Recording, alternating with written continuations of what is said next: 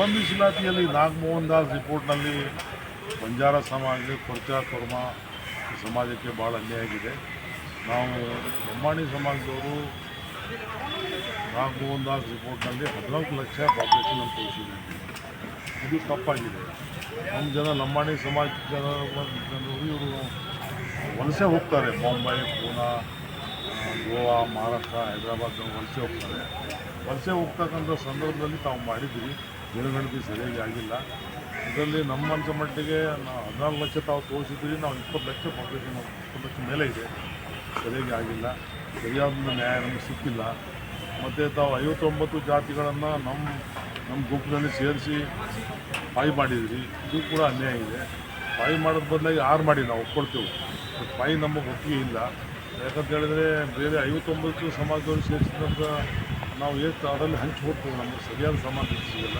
ಆದ್ದರಿಂದ ಬರ್ತಕ್ಕಂಥ 10ನೇ ತಾರೀಕು ದಿವಸ ಬಂಜಾರ ಸಮಾಜ ಕಡೆಯಿಂದ ಕರ್ನಾಟಕ ರಾಜ್ಯದ ಎಲ್ಲ ಮೂಲೆಗಳಿಂದ ಬಂಜಾರ ಸಮಾಜದವರು ಫ್ರೀಡಮ್ ಪಾರ್ಕ್ ಬೆಂಗಳೂರಿನಲ್ಲಿ ಒಂದು ದಿವಸ ಸಾಂಕೇತಿಕ ಧರ್ಮ ಸತ್ಯಾಗ್ರಹವನ್ನು 10ನೇ ತಾರೀಕು ನಾವು ಇಟ್ಕೊಂಡಿದ್ದೇವೆ. ಇದರಿಂದ ನಾವೆಲ್ಲ ಬಂಜಾರ ಸಮಾಜ ಮನೆ ಮಾಡ್ತಾ ಇದ್ದೇವೆ. 10ನೇ ತಾರೀಕು ಬೆಂಗಳೂರಿಗೆಲ್ಲ ಬರಬೇಕು, ಬೆಂಗಳೂರು ಚೌಳಿಯನ್ನು ಮಾಡ್ತಾಯಿದ್ವಿ ಬರಬೇಕಂತ ನಾವು ರೆಕ್ವೆಸ್ಟ್ ಮಾಡ್ಕೊಂಡು ಕೇಳ್ಕೊಂಡಿದ್ದೆವು. ಇದರಲ್ಲಿ ಇನ್ನೂ BJP ಸರ್ಕಾರ ಇದ್ದಾಗ ನಮ್ಮ 4.5 ಕೊಟ್ಟಿದ್ರು.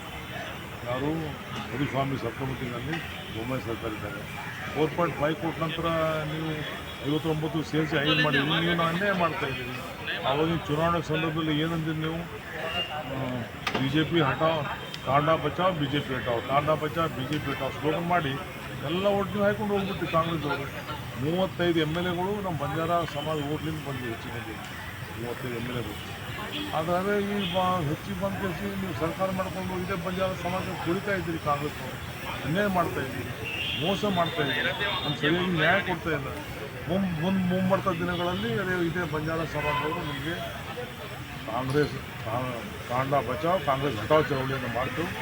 ಬರ್ತಕ್ಕಂಥ ದಿನದಲ್ಲಿ ನಿಮ್ಮ ಚುನಾವಣೆಯಲ್ಲಿ ಒಂದು ಓಟ್ ನಿಮಗೆ ಕಾಂಗ್ರೆಸ್ಗೆ ಸೇರೋದು ಮಾಡ್ತಕ್ಕಂಥ ತಯಾರಿ ನಮ್ಮ ಬಂಜಾರ ಸಮಾಜದವರು ಮಾಡ್ತಾಯಿದ್ದೀವಿ.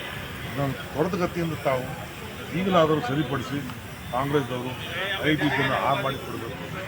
ನಮ್ಮ ಒಪ್ಪಿಗೆ ನಾವು ಮಾಡಿಲ್ಲ ಅಂತ ಹೇಳಿದರೆ ಎಲ್ಲರೂ 6 ಮಾಡಿ, ಅವ್ರಿಗೆ 6 ಮಾಡಿದರೆ ಇನ್ನೊಬ್ರು 6 ಮಾಡಿ, ನಮಗೆ 6 ಮಾಡಿರಿ, ಏನು ತಪ್ಪೇನಿಲ್ಲ.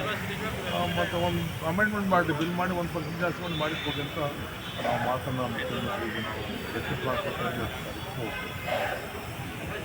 ತಾಲೂಕಿನ ಅಲ್ಲೂರು B-ನಲ್ಲಿ PD ಅವರು ಅಮಾನತು ಆಗಿದ್ದಾರೆ. ನಾವು ಪ್ರಿಯಾಂಕಾ ಖರ್ಗೆ ಅವರು ಎದುರುಗಡೆ ಹೋರಾಟ ಮಾಡ್ತಕ್ಕಂಥ ದಿಕ್ಕಿನಲ್ಲಿ ನಮಗೆ ಮೊದಲನೇ ಜಯ ಸಿಕ್ಕಿದೆ.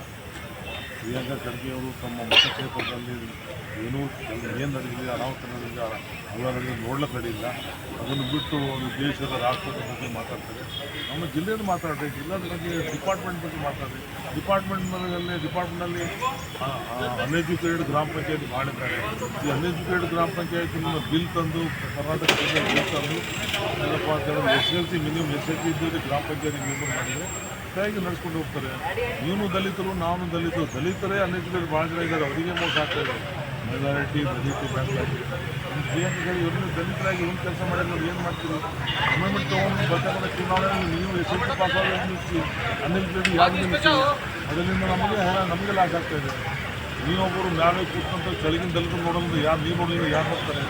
ಗ್ರಾಮ ಪಂಚಾಯತ್ ಇಲಾಖೆ ತಮ್ಮ ಮುಖ್ಯದಲ್ಲಿದೆ, ನಾವು ಮಾಡ್ತಕ್ಕಂಥ ಇದನ್ನು ಸರಿಯಾಗಿ ನಿರ್ವಹಿಸ್ಕೊಂಡು ಅಮೆಂಡ್ಮೆಂಟ್ ಕಾರ್ಯಕ್ರಮ ಮಾಡ್ಕೊಂಡು ಹೇಳ್ತಾ ಅವ್ಯವಹಾರ ಆಗ್ತಾಯಿದೆ ಭಾಳಷ್ಟು. ಇನ್ನೂ ಏನಪ್ಪ ಅಂತಂದರೆ ಗ್ರಾಮ ಪಂಚಾಯತ್ ಮುಂದಿನ ದಿನಗಳಲ್ಲಿ ಏನಪ್ಪ ನಾವು ಸ್ಪಷ್ಟವಾಗಿ ಕೆಲಸ ಮಾಡ್ತೀವಿ. ಇನ್ನೊಂದು ಒಳ ಮೀಸಲಾತಿನಲ್ಲಿ ಒಂದು ವಾದ ಏನು ಮಾಡ್ತಾ ಇದ್ದಾರೆ, ಟಚೇಬಲ್ ಅನ್ಟಚೇಬಲ್, ಪುರುಷರು ಅನ್ಟಚೇಬಲ್, ಇದನ್ನು ಮಾಡಬಾರ್ದು. ನಾವೆಲ್ಲ ಟಚೇಬಲ್ ಇದ್ದೀವಿ, ಅನ್ಟಚೇಬಲ್ ಕಾಲ ಹೋಗ್ತೀವಿ. ಇದನ್ನು ಕೂಡ ನಾನು ಖಂಡಿಸ್ತಾ ಇದ್ದೀನಿ. ನಾನು ಹೇಳಿದ್ದೀನಿ ಮಾಡಬಾರ್ದು, ಇಮಿಡಿಯೇಟಾಗಿ ಬಿಡಬೇಕು. ಮತ್ತು ದಿನಗಳಲ್ಲಿ ಇಮಿಡಿಯೇಟಾಗಿ ಸರ್ಕಾರ ಎಚ್ಚೆತ್ತುಕೊಂಡು ಇದನ್ನು ಪರ್ಸೆಂಟೇಜ್ 6 ಮಾಡಿದೆ. ನಮಗೂ ಸಂತೋಷ, ನಿಮಗೂ ಸಂತೋಷ, ನಮ್ಗೆ